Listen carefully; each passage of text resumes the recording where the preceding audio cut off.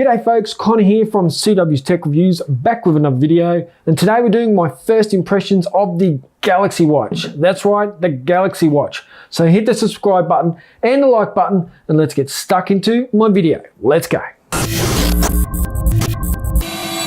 Now everyone, before we get started in the video, make sure that you do subscribe because I have lots of videos coming out on the Galaxy Watch and all its functions and tricks and tips and all that sort of thing.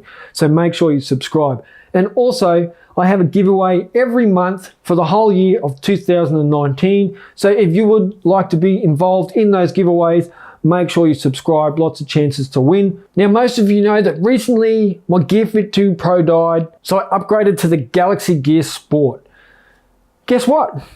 I had to return it. I like swimming and I buy them to track my swimming. I was doing 40 laps at a time with the Gear Sport on, and it was saying that I had done between 60 and 80. So I took it back, I paid a little bit more cash, and I got the Galaxy Watch. And this is my first impressions. So far, I've done walking, running, and swimming, and the results are mixed. So for running, pretty cool. It tracks everything really well.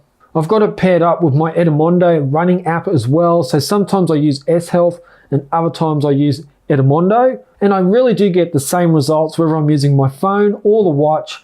I get pretty much the same distance at the same time with the same pace and that sort of thing. So for running, I haven't really had any problems with it.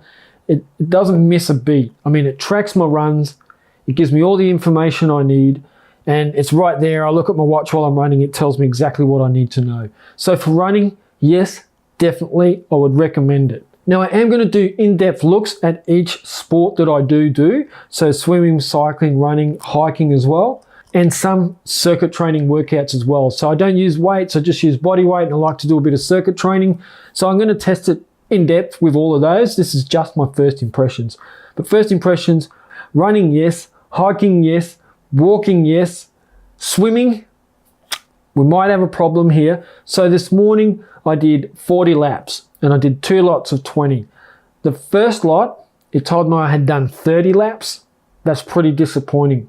Now I was changing my swim stroke midway through every second lap. So I think that every time I changed my swimming style mid-lap, it would register it as a change of laps or an extra lap being done. So that was pretty disappointing. So I thought about that as I was doing my first 20. And the second 20 laps that I just did one style of swimming for each lap. So I didn't do half breaststroke and half freestyle. I just did a full lap of breaststroke, then a full lap of freestyle.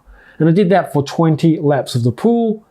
And at the end, it had said that I had done 24 laps, but I had actually done 20. So still a little bit disappointing. I mean, a lot of people who are swimmers get these because it says that they can track their swimming. The Gear Fit 2 Pro has been the only one that has tracked my swimming perfectly. I mean, it was like 99% accurate. I'd do 40 laps, it would say I've done 40 laps. Occasionally it might say, hey, you've done 41. And that was with mixing it up and doing half a lap of freestyle and half a lap of breaststroke and whatever. It just tracked it perfectly. Then the Gear Sport, horrendous. Now the Galaxy Watch. It's not that bad, but it is not good enough. I think they could probably, maybe hoping that software updates could fix this, but I'm guessing they probably won't. I don't think they really care. I think they just say, yes, it can track swimming. They whack it on the box and they ship it out and sell it, and not many people use it for swimming.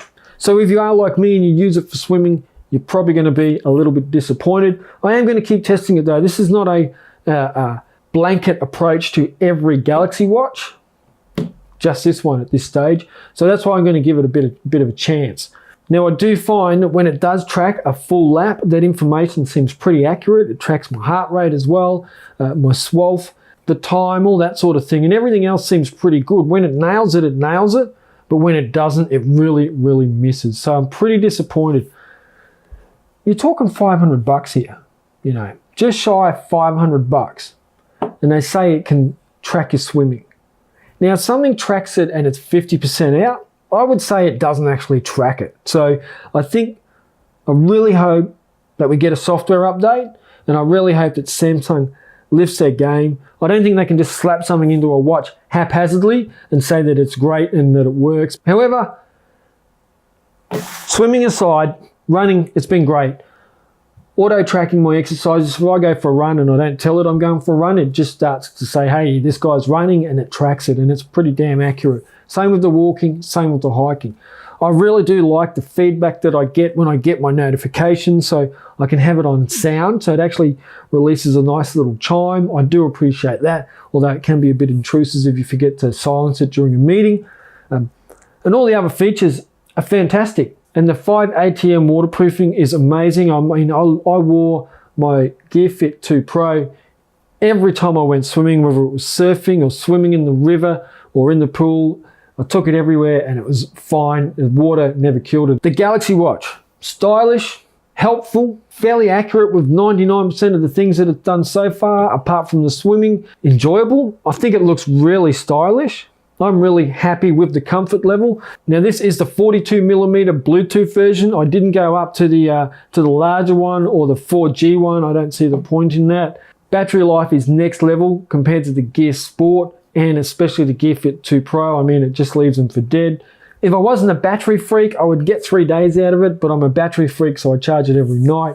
But I put it on charge and it's at 70%. That's after a full day of running or swimming, plus walking and just tracking and sound on and vibrations on and GPS on and heart rate monitoring on all the time as well.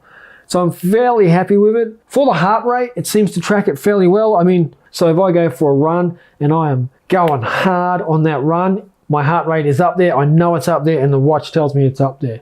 If I'm relaxing, watching Netflix at the end of the day, my heart rate is down and the watch monitors as well and tells me that my heart rate is down. Now, how accurate it is, I don't know. I think that it's telling me the right information. I just don't know how refined that information is, but it seems pretty good to me. Have you got any questions about the Galaxy Watch? Hit me up in the comments down below. Have you had a bad or a good experience with the Galaxy Watch? Hit me up in the comments down below. Like I said, full reviews coming on each and every part of this smartwatch. That's it, folks. Thank you for watching. I do appreciate it. More videos coming, and I will catch you in the next one. Check out.